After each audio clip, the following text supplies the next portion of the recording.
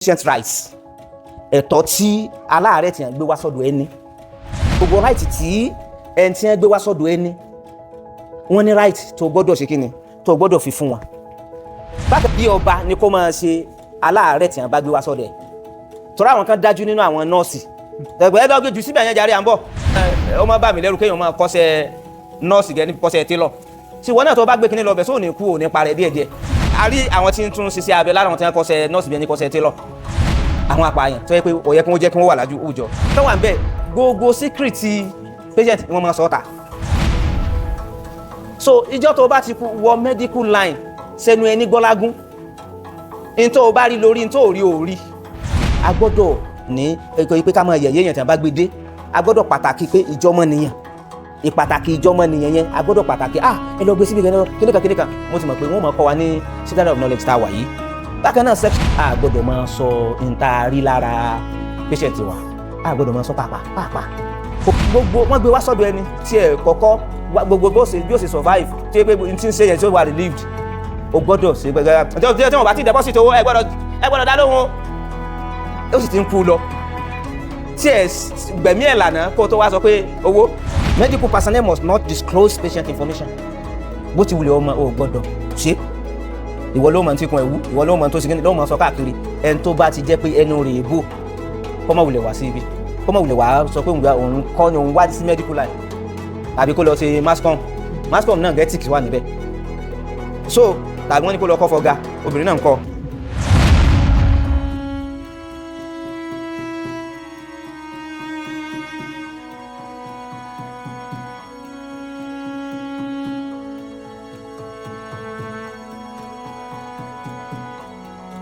Wà fún ẹni ẹ̀mí gbogbo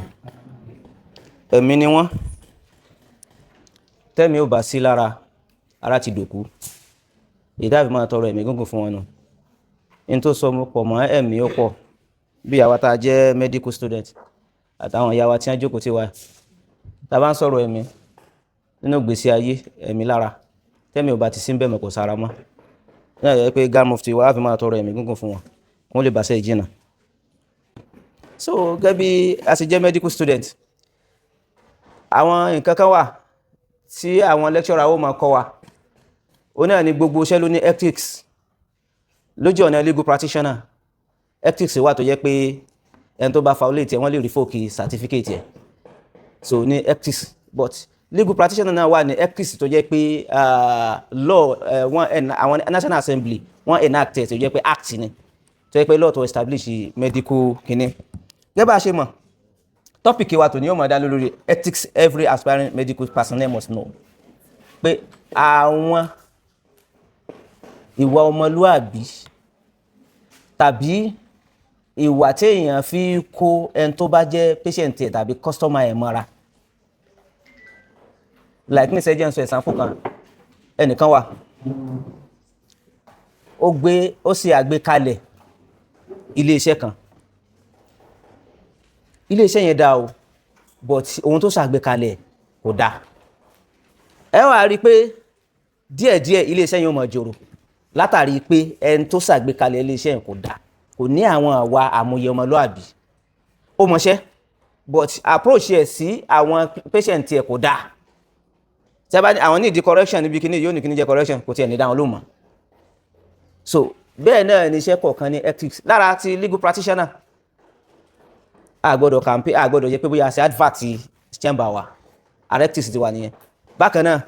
àgbọ́dọ̀ lọ sílé client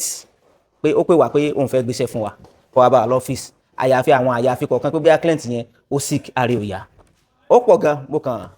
mo bá yẹn so ní tá à ń pè ní ethics náà ní backbone of medical practice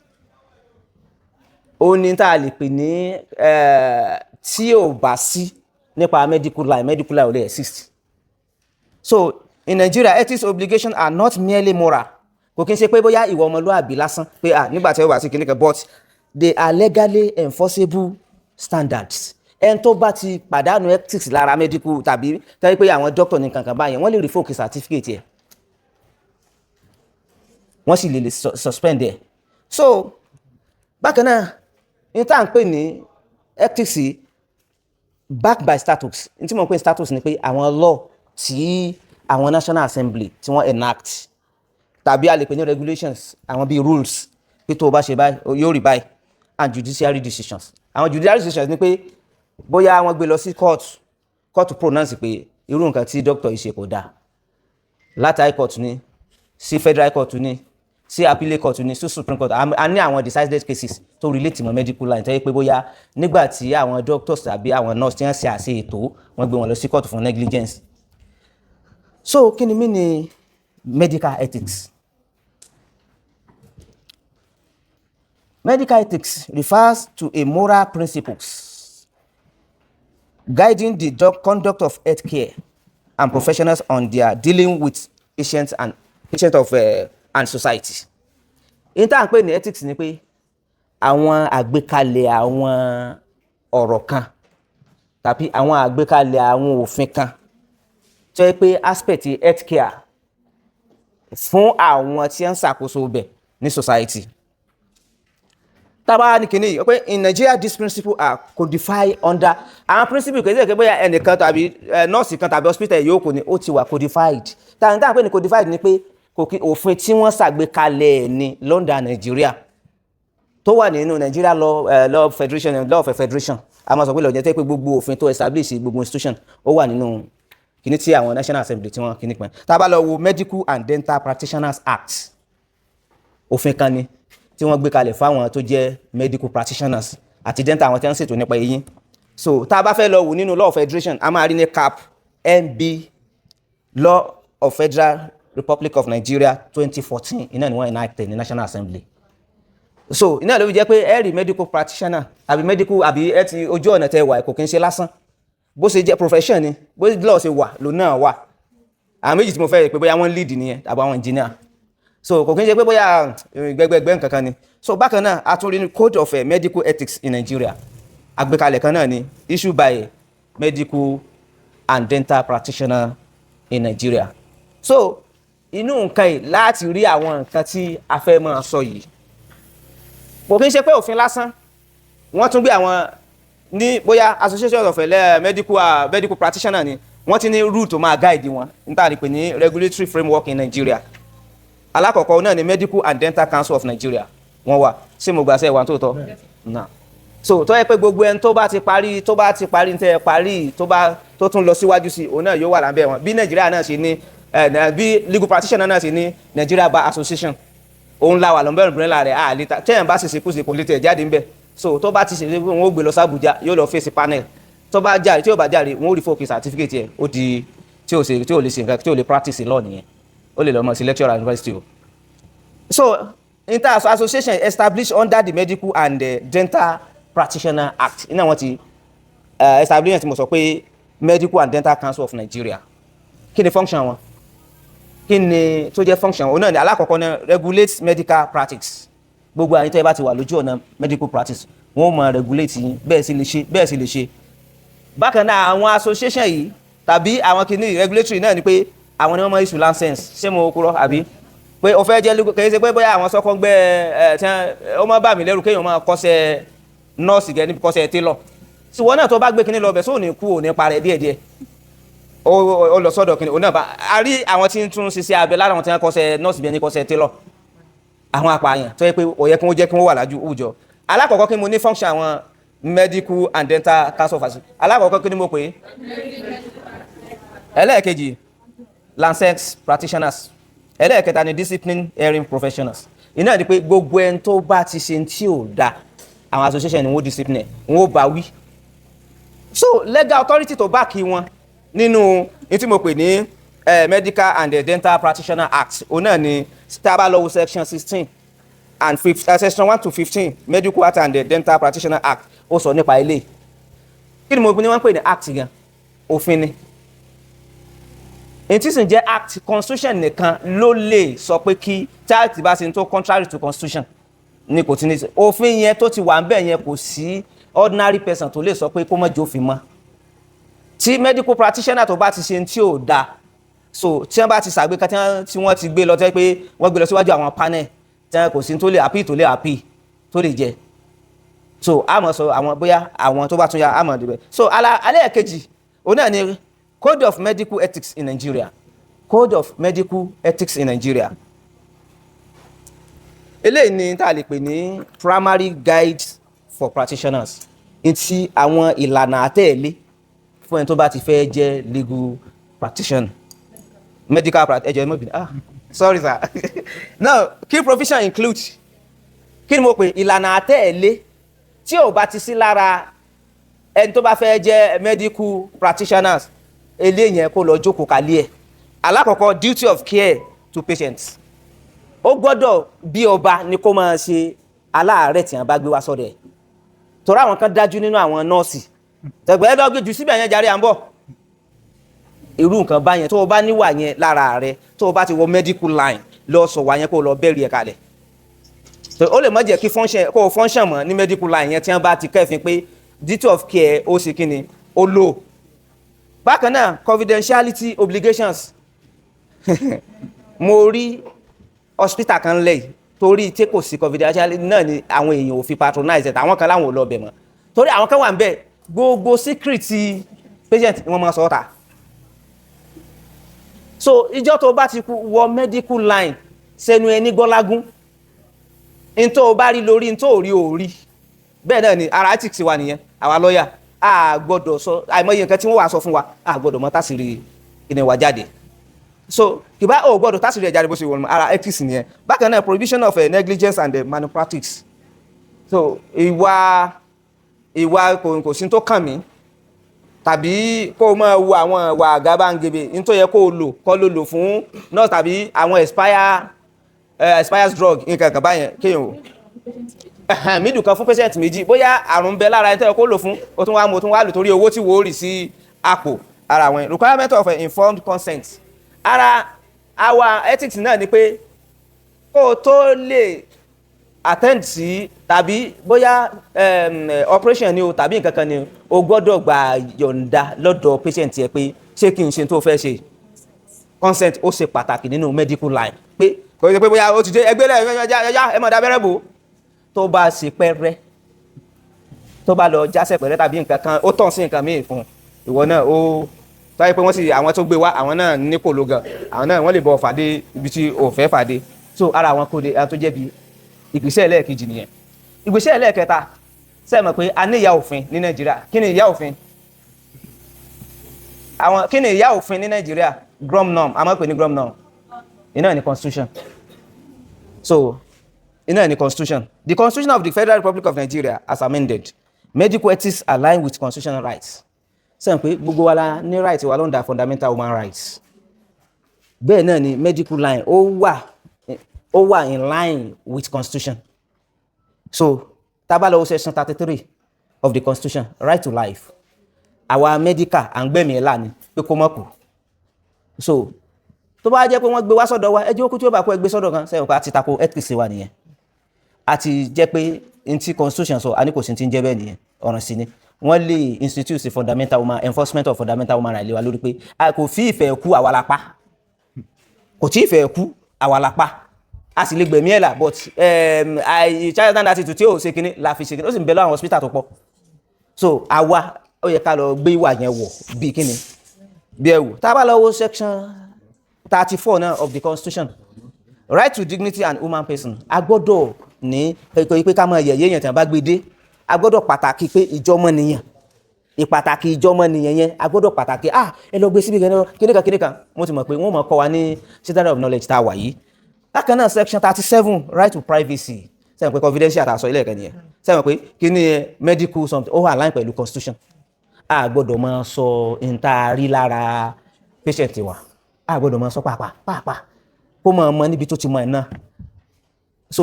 tí wọ́n bá lọ kẹ́fìn nínú medical act tó establish medical line irú ẹni bẹ́ẹ̀ ó lè gbàgbé certificate ẹ̀. Bákan náà failure in medical care that leads to death or inhuman treatment may amount to constitutional violation. Tó yẹ pé in tó o ṣe ó lead sí pé kó o máa yẹ̀yẹ́ jọmọ nìyẹn yàn tàbí kí nǹkan mi ò ṣẹlẹ̀ sí kíní yẹn constitutional violation ni. Irú ẹ̀ wọ́n enforcement of fundamental human rights tẹ́ bá ti lọ gbà lọ́wọ́ ìwọ náà ó lọ wọnú ogi ní kóòtù ni. So kínídìí tó o bá sì jẹ̀bi so o mọ̀ pé lọ́dọ̀ àwọn medical something náà ìyá àwọn ó fèsì panel wọ́n tún gbé ọ lọ sí kóòtù ẹnu tó o fi bí ọdún 8 àbí 7 ni ẹnu kó lọ jókòó lé ni. So number 4 ó ní National Health Act. Bá a ṣe ní act alákọ̀ọ́ tí mo sọ, a tún ní National Health Act. Wọ́n enacted ní 2014. The act regulates healthcare service in Nigeria. Act yẹn tiẹ̀ òfin yẹn ní tó regulate ní gbogbo tó bá jẹ́ healthcare Nigeria. So key ethics profession tó ń regulate abá lọ́wọ́ section 23 National Health Act ní tiẹ̀ patient rights. Ẹ̀tọ́ tí aláàárẹ̀ tí yàn gbé wá sọ́dọ̀ ẹni. Àwọn náà lè lọ gẹ́gbẹ̀ pé section 23 National Health Act 2014 tàbá gbogbo right tí ẹni tí yàn gbé wá sọ́dọ̀ ẹni wọ́n ní right tó gbọ́dọ̀ ṣe kíni tó gbọ́dọ̀ fi fún wọn. Bákan náà section 26 informed consent is mandatory. Pé agbéra wa wá o gbogbo ohun tí ẹ bá bóyá fọ́ọ̀mù kan wà tí wọ́n ṣe tí èyàn ó tọwọ́ bọ̀ wọ́n fẹ́ operation ni pé consent ẹ̀ ni pé ẹ bá operation fún mi ẹ tọ́jú mi. Section kíni mo pè section 23 National Health Act. Bákan náà section 27 confidentiality of patient information. Confidentiality of patient information. So eléyẹn in tó bá ti jẹ́ gbogbo ohun tó jẹ́ information patient pé ẹnìkan ò lè wá kó wá béèrè ẹ̀ tó bá tó sọ pé kó fún wọn lókù tàbí exception kan wà ń bẹ tó yẹ pé àwọn àrùn tó wà contagious tàbí court order tàbí court sọ pé kẹ́ refill information yẹn lẹ́tọ́ lè refill rẹ̀ exception méjì tó wà ń bẹ náà nìyẹn but tí ó bá sí ń bẹ o gbọ́dọ̀ pé in tó jẹ́ secret patient ẹ̀ o gbọ́dọ̀ sí síta. Number 5 criminal code ẹni tá à ń sọ àwọn regulatory ni àwọn tí àwọn àgbékalẹ̀ òfin pé ń sọ nípa ethics medical practitioner. So ti yé number a ti sọ alákọ̀ọ́kọ́ a sọ medical and dental act. Ẹlẹ́ẹ̀kejì a sọ codify ti ìpínlẹ̀. Ẹlẹ́ẹ̀kẹta a sọ nípa constitution. Ẹlẹ́ẹ̀kẹrin a sọ nípa act National Health Act 2014. Ẹlẹ́ẹ̀kẹrin ni pé criminal code act àgbékalẹ̀ òfin kan tí ń sọ nípa criminality of tó yẹ pé yóò máa ìṣẹ̀sófin tó jẹ́ ti tó wà criminal in nature nídìí iṣẹ́ yín. A ní penal code a ní criminal code.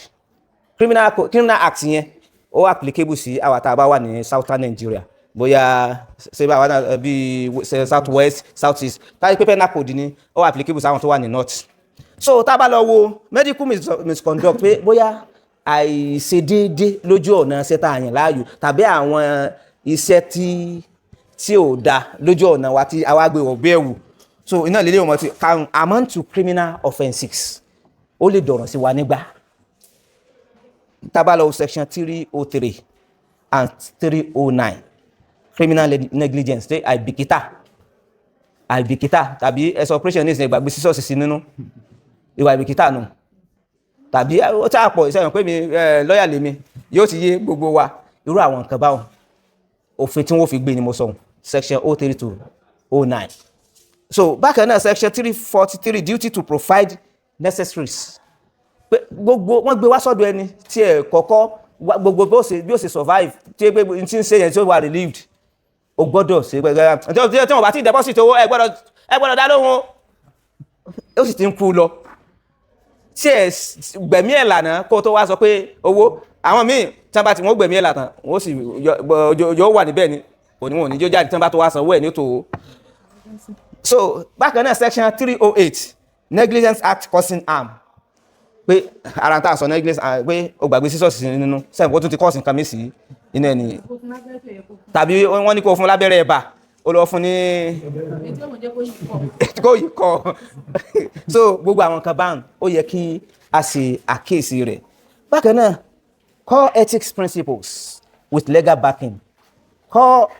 ethical principles with legal backing àwọn ìwà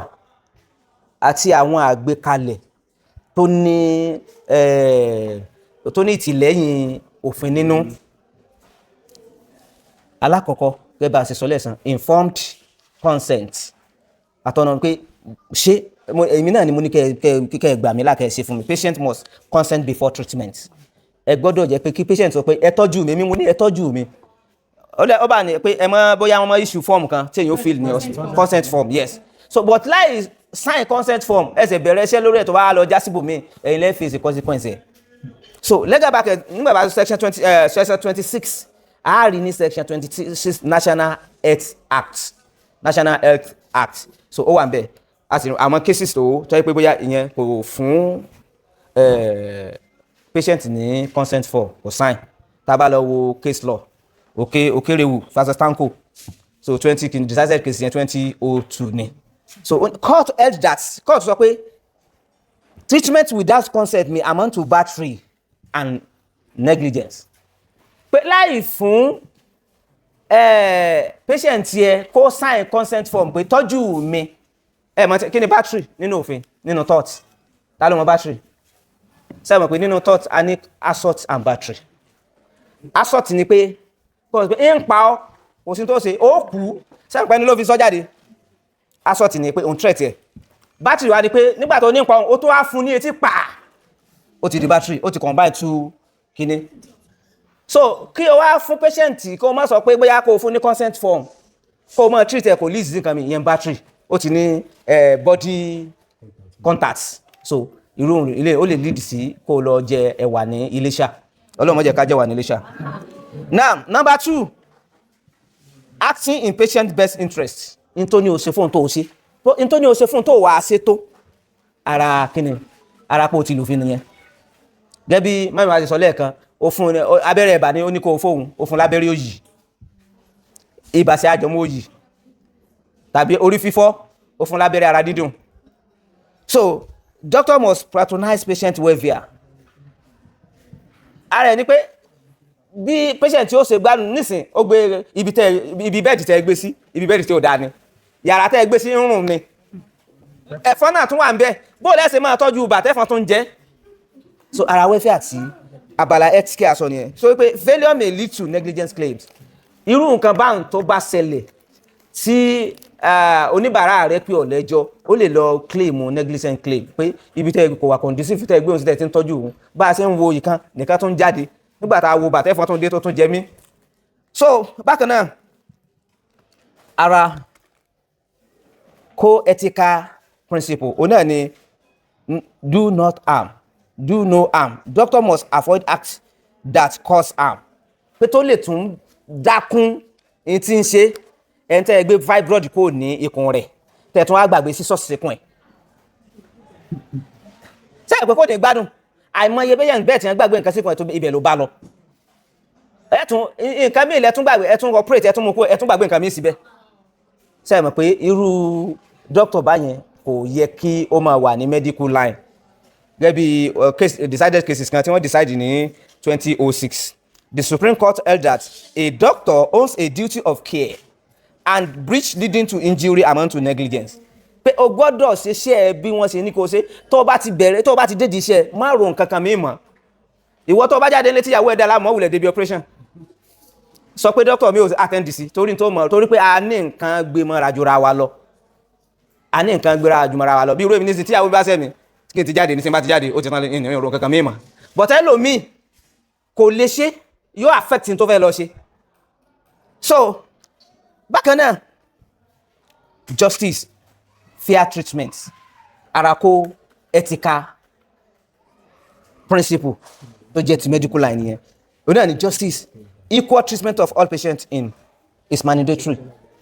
nígbà tó yẹ pé ọmọ Abíọ́lá mọ̀lélẹ̀ ẹjọ́ àti ní VIP kìíní tá ń gbé wọn lọ ọmọ Sulaiman Tadese mọ̀lélẹ̀ ẹjọ́ bá gbé sí kìíní mẹ́rin jàre ẹgbẹ́ reception kó mọ̀ gbá so kódà jẹ́ kí hospital ẹ̀kọ́ jẹ́ pé kó balance ẹni tó bá jẹ́ olówó àti ẹni tó bá jẹ́ tálákà discrimination may violate constitutional right torí pé o ti discriminate nìyẹn constitutional right ní irú tó o bá ṣe o ti violate constitutional. Bákan náà ibi tí a tún lọ ni pé confidentiality and privacy medical personnel must not disclose patient information bó ti wulẹ̀ ọmọ ò gbọ́dọ̀ ṣe ìwọ ló mọ̀ ní tíkun ẹ̀wú ìwọ ló mọ̀ ní tó sì kí ló mọ̀ sọ káàkiri ẹni tó bá ti jẹ́ pé ẹnu rẹ̀ bò kó má wulẹ̀ wá sí ibi kó má wulẹ̀ wá sọ pé òun kọ́ ni òun wá sí medical line àbí kó lọ ṣe mascom náà ethics wà níbẹ̀ so tàbí wọ́n ní kó lọ kọ́ fọ́gá obìnrin náà ń kọ́ legal backing eléyìí tá a bá lọ wo National Health Act section 26 and 27 tàbí tá a bá lọ wo section 37 of constitution sẹ́yìn pé a sọ pé section 20 tó yẹ pé privacy ni so àwọn èyí wọ́n ti sọ nípa pé n tó bá jẹ́ privacy ẹn tí patient yẹ o gbọ́dọ̀ disclose ẹ̀ fẹ́ nìkankan tó o bá jọkùnrin gan o gbọ́dọ̀ disclose ẹ̀ fọkùnrin lé tó o bá jọ ọkùnrin ni doctor ni o gbọ́dọ̀ disclose ẹ̀ fún ìyàwó inú ẹ̀ ni ó wà exception wà ń bẹ̀ tí mo sọ lẹ́ẹ̀kan where disclosure is required by law tá pé law ló ní kẹ́ ẹ̀ disclose ẹ̀ so bóyá infectious disease ní tó lè mọ àjàkálẹ̀ àrùn tàbí court order court ló ní kẹ́ ẹ̀ declare kíní yẹn iná tó wá ti yàtọ̀ síbẹ̀ mọ ìwọ gan tó o bá ń ṣe ní gbogbo gbà hospital àbí kí n tó gbé kalẹ̀ wọ́n mọ̀ yìnyín bẹ́ẹ̀ nípa ẹ má lọ bẹ̀ o wọ́n ní olófòfó kan bẹ̀ gbogbo ìgbésí ayé tó bá treat ni ó mọ̀ sọ. bákan náà à ń sọ pé negligence medical negligence in Nigeria kí ni à ń pè ní negligence pé kéèyàn ò ní ìwà àìbìkítà kò kàn mí so kí ni túmọ̀ eléyìí medical negligence occur when a healthcare provider fail to meet the required standard of care. so pé wọ́n gbé wá sọ́dọ̀ ẹ̀ o kàn ẹ gbé síbẹ̀ ń jarí táwọn èèyàn bá tó mú wá ní kẹ́ tó treat ẹ̀ ṣé àwọn wọ́n ti wọ́n ní hospital tó bá kú síbẹ̀ kí ló ṣẹlẹ̀ yẹn ibẹ̀ náà ló kú sí so ntí ọ̀yẹ́ kẹ́kẹ́ wọ́n tètè wá bóyá first aid fún tí yóò tẹ̀ fi mẹ́mí ẹ̀rù so irú kan bá ní pé àìwà ìbìkítà tí máa wá látọ̀dọ̀ dókítà tí ó wà lead sí kí patient ẹ̀ kó kú tàbí kí nǹkan mi ò tún ṣe kí ni àwọn èròjà negligence in medical line àkọ́kọ́ ni àwọn èèyàn níta rẹ̀ pé elements ti duty of care tí ó bá sí bákan náà breach of duty tẹ́ pé n tó yẹ kó o ṣe ò ṣe breach of duty bóun ni mo sì lè define ẹ̀ náà ní medical line n tó yẹ kó o ṣe tó o ṣe àbí tàbí ẹni tó l'accident yẹn gbé wá kí ló yẹ kó ṣe ó l'accident ni wọ́n á gbé wá kí ló yẹ kéèyàn ó tètè ṣe. Stop bleeding. ẹ má jẹ́ ń ṣe ẹgbẹ́ síbẹ̀ ń jarí ara ẹ̀ nìyẹn damage suffered látàrí ẹni tí wọ́n gbé wá tẹ́ pé kéèyàn kọ́kọ́ attend sí ó l'accident ni ara negligence ni pé but ẹ̀jẹ̀ ẹ̀ dá dúró tẹ́jẹ̀ fi tán tó fi lọ ara negligence ni tó nídìí ẹ̀jẹ̀ tẹ́ ẹ̀ fún lẹ́jẹ̀ so ara bákan náà àwọn pẹ̀ka ní conversation ní inú medical line sẹ́wọ̀n pé wọ́n gbé wá tó wá jẹ́ pé ẹ sáré sí tẹ́ ẹ stop ẹ̀jẹ̀ yẹn tàbí nǹkan mi ẹ sáré sí kò ní lead sí nǹkan míì fún a jẹ́ pé n tẹ́ ẹ ṣe yẹn ló kọ̀ sí tí ó fi lead sí nǹkan fún yes olóòdì tẹ́ ẹ bá tètè ṣe kò ní ṣe iná ní pé conversation nínú àwọn negligence real Nigeria case kan ìbẹ́ táwọn ni pé a máa mú àwọn example wá àwọn Nigeria cases tá bá lọ kéèsì kan tẹ́ ń pè ní Òjó versus Garoro fact ni pé patient suffered complication due to improper medical care nínú kéèsì yẹn tí wọ́n gbé lọ sí wálé ilé ẹjọ́ látàrí pé nígbà ẹ gbé wá ẹ sáré sí ẹ̀sìn kínní ó wá ṣe kínní improper medical kínní ó mú complication ó ṣẹlẹ̀ sí health doctor liable for negligence ilé ẹjọ́ sọ pé irú nǹkan yìí doctor ó ti liable fún pé ìwà kò kàn mí tó ṣe sí tí ó fi lead sí Òjó tó fi ní complication principle doctor must exercise reasonable skill and care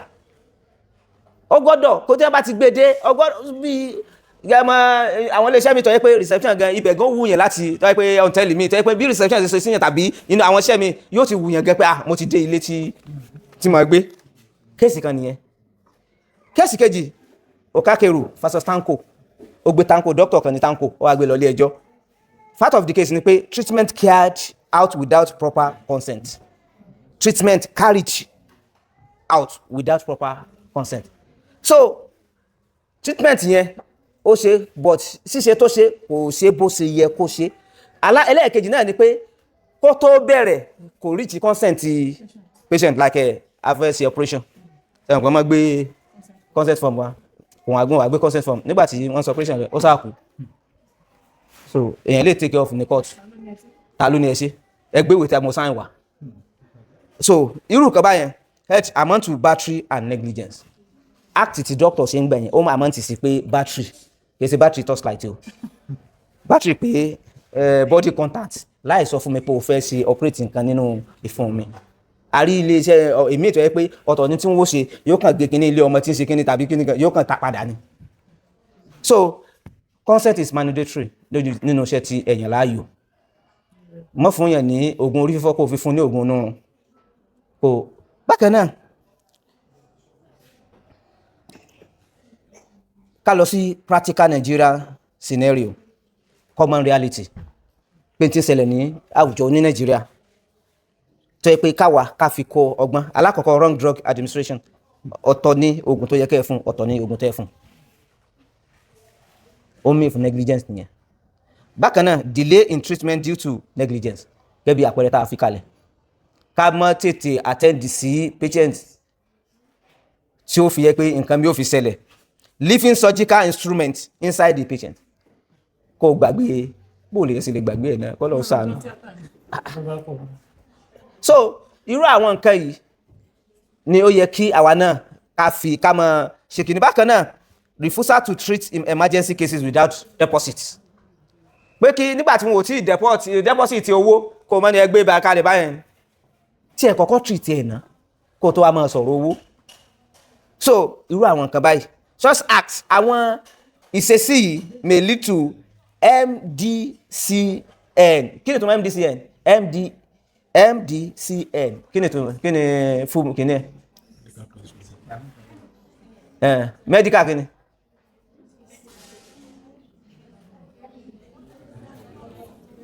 Medical and Dental what? Council of Nigeria. Àwọn tí ẹnikẹ́ni tí wọ́n bá mú yín lọ sí competition pé ẹ fẹ́ lọ sí competition tó jẹ́ kí medical kan ní MDCN ẹ̀ nílé mọ̀. So àwọn MDCN yìí disciplinary action wọn tí irú nǹkan tá a kàlẹ̀ tó bá ṣẹlẹ̀ sí doctor kan wọ́n kọ́kọ́ yóò wá fèsì disciplinary committee àkọ́kọ́ nìyẹn. Ẹlẹ́ẹ̀kejì civil suit for damages. Wọ́n ó tún gbé ẹntì kìíní yìí sẹ́sẹ̀ ó lè gbé lọ ilé ẹjọ́ fún sífù kìíní pé òun ó gba ìtanràn tó dá sí òun la. Bákan náà kò tó tán bẹ́ẹ̀ wọ́n ó tún wá sue ẹ̀ fún criminal prosecution fún negligence. So ó gbàgbé sí ṣọ́ọ̀ṣì sí mi ní inú. Bákan náà professional misconduct under Nigeria law. Professional misconduct. Pé ṣé àwọn pé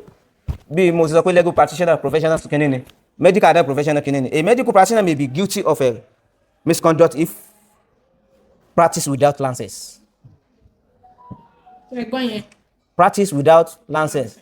Pé bóyá o ti jáde níbí ìwọ náà bá ti lọ wá yàrá kan sẹ́yìn pé ó ní tẹ́ ẹ bá jáde níbi tí wọ́n fún yín certificate ẹ tún gbọ́dọ̀ gba license látọ̀dọ̀ board tí wọ́n bá sí sensor rẹ̀ ò tí ì ní kíní. So àwọn misconduct nìyẹn ó ń bẹ nínú legal practitioner náà wọ́n pé ò tí ì lọ law school ó ti ń act as a lawyer ó ti ń lọ kóòtù tí wọ́n bá gbọ́ mú ẹ̀wọ̀n ọdún 7 ló fi gbàrà. Kó o bá ti jáde law school degree lásán ni ò tí ì ní right to pé bóyá kó lọ sí court kò tàbí kó máa ṣe agreement ò tí ì lè ṣe gbogbo nǹkan báyẹn. So ju pé o lè lọ mọ́ sí lecturing tó bá ti ṣe masters nǹkan kan báyẹn. So irú àwọn nǹkan yìí àkọ́kọ́ kí ni mo pè o ní tó bá ti practice without license o gbọ́dọ̀ mọ practice without license. Engage in quickery ní ìsìn ni pé kí ni túmọ̀ ẹ̀jẹ̀ tó rọ lọ́hùn. Kọ́sẹ́ngbó tàbí àwọn tó lọ kọ́ bíi tailor tí wọ́n lọ kọ́ nọ́ọ̀sì bíi tailor ìwọ náà sì gbéra ẹ lọ ọbẹ̀. No fact ni wọ́n kàn àwọn ò mọ nísìn tó àìkọ́ hospital gidi kí wọ́n tó lè attend sí ọ pé nǹkan sí ọ wọ́n ní kó lọ sí text.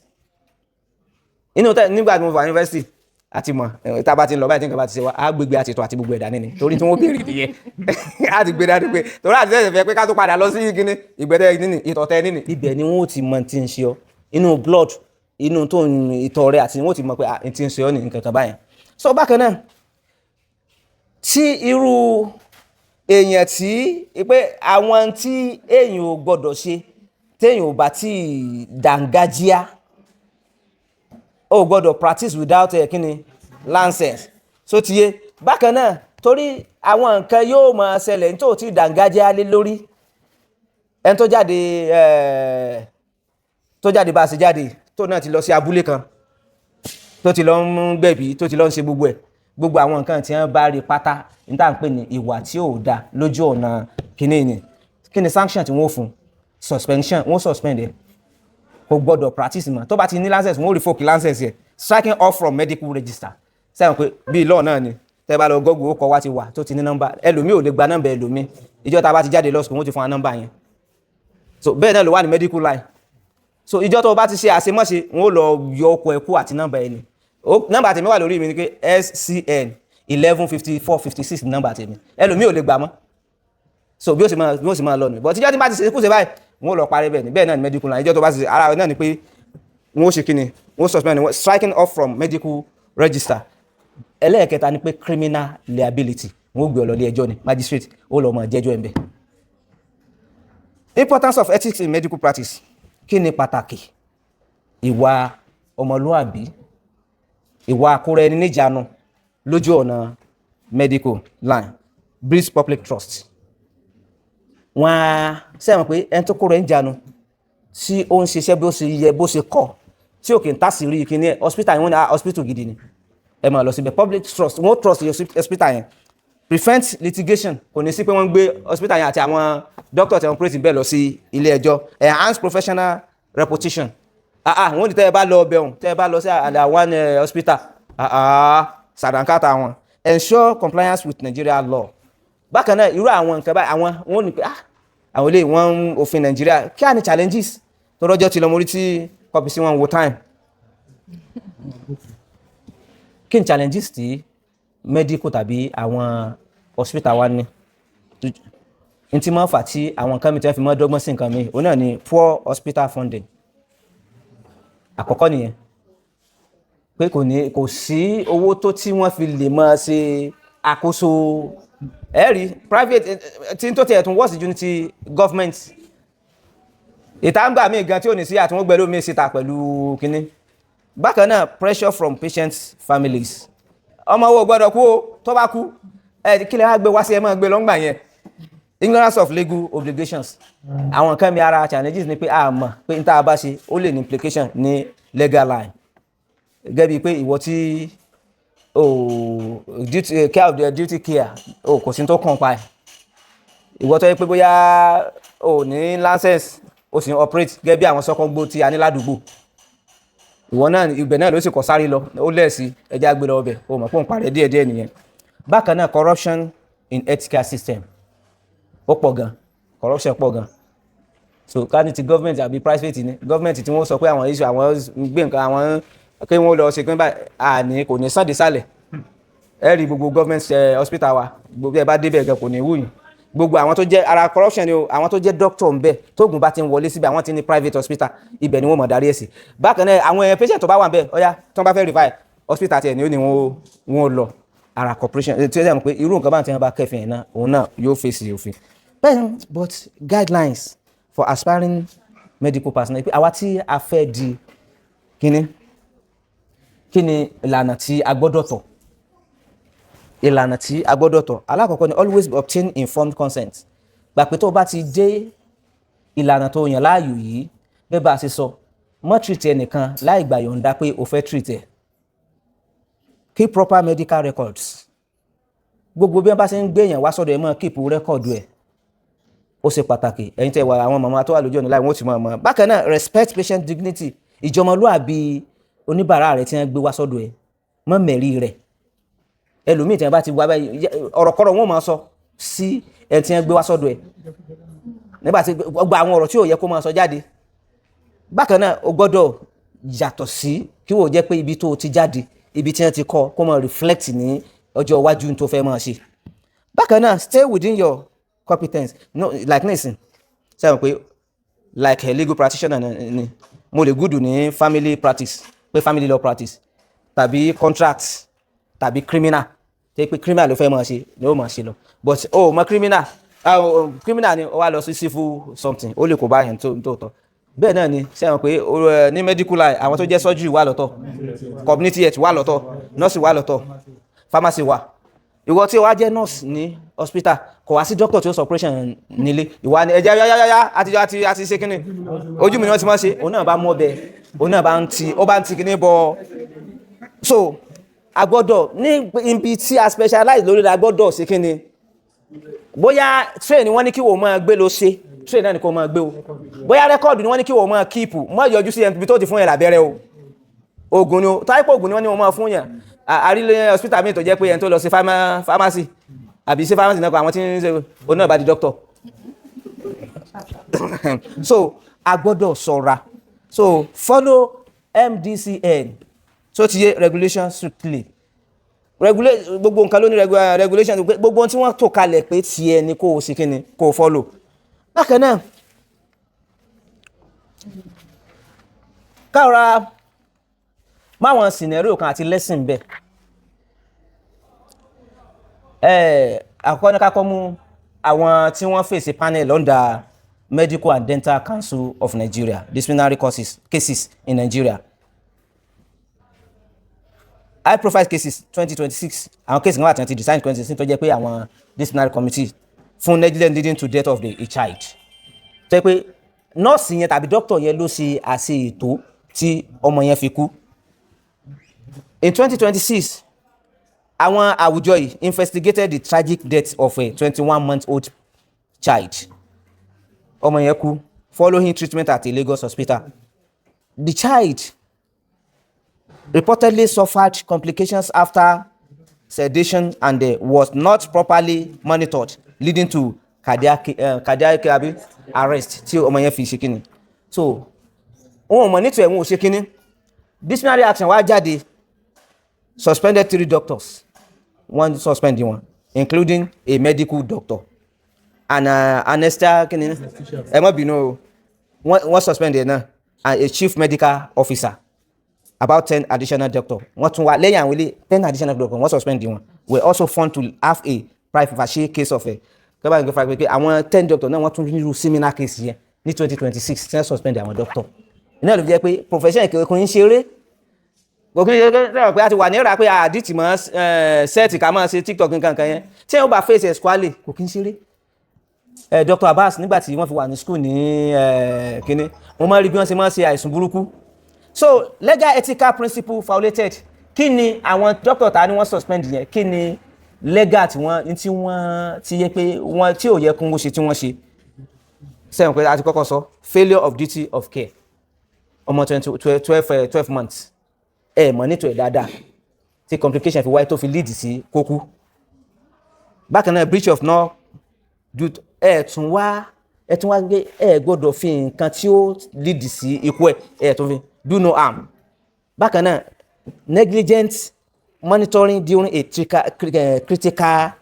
procedure. As side situation tó wà yẹn gbọ́dọ̀ monitor gan dẹ̀ tún ṣe. Lesson ni pé even top specialists can face suspension. Ẹni tó mọ̀ nípa nǹkan dáadáa where basic clinical standards are ignored. Ẹni tó mọ̀ nípa nǹkan wọ́n lè suspend díẹ̀ lójú ọ̀nà tí ò bá ti jẹ́ pé basic clinical standard pé kó monitor tí ó yẹ kó monitor tí ó monitor ẹ̀ ó lè lead sí àwọn nǹkan yìí. Gẹ́gẹ́ bí ọjọ́ tó ti lọ. In conclusion, you are not just treating a patient. Kò kí n ṣe pé bóyá aláàárẹ̀ nìkan ni treat. You are handling a life protected by law. So tó o bá ṣọ́ra patient tó o treat yẹn ó lè lead ẹ sínú ẹ̀wọ̀n. Act with skill. Ṣiṣẹ́ pẹ̀lú tó o ti acquire lójú ọ̀nà ibi tó o wà yìí. Act with care. Pé àwọn tó o fẹ́ tọ́jú gbà pé bí ọmọ tó o bí ni wọ́n tí o fẹ́ jẹ́ kí nǹkan ó kàn lára. And above all, act with conscience.